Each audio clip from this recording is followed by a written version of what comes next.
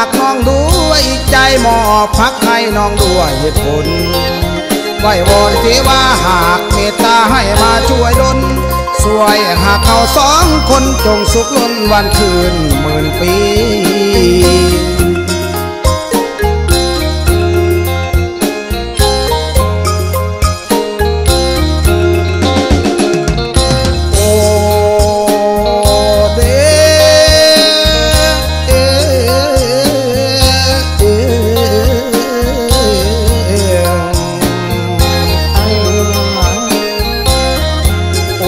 สาวผู้ไทยเอ้ยโอ้เด้อสาวผู้ไทยเอ้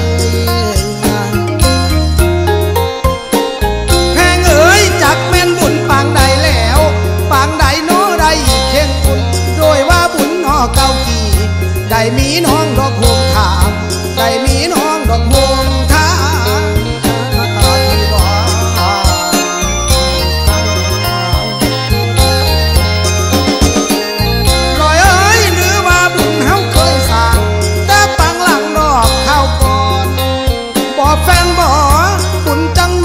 คืนย้อนเพื่อมาพ่อมบพานางเพื่อมาพ่อพบพานางว่า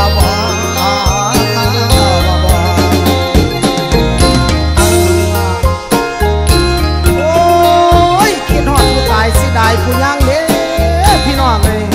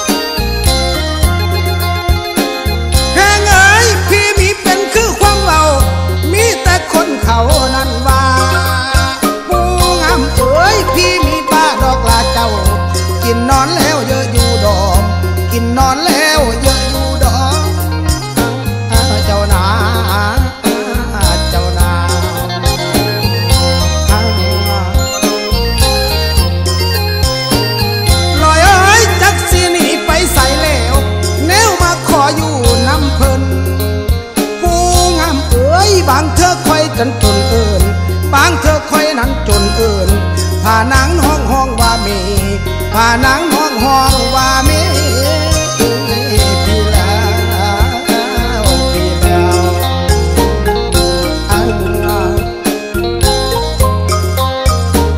คำเอ้ยสาวผู้ไทยนั้นเด้ยน้อง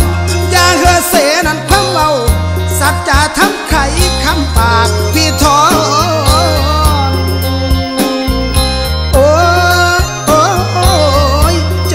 สูงเยอะอยู่สอนกินนอนโลบมุมผานางคิงบางถ่ายลำสวยงามหน่อยของแข่งข่าวพอดีแง่งพี่นา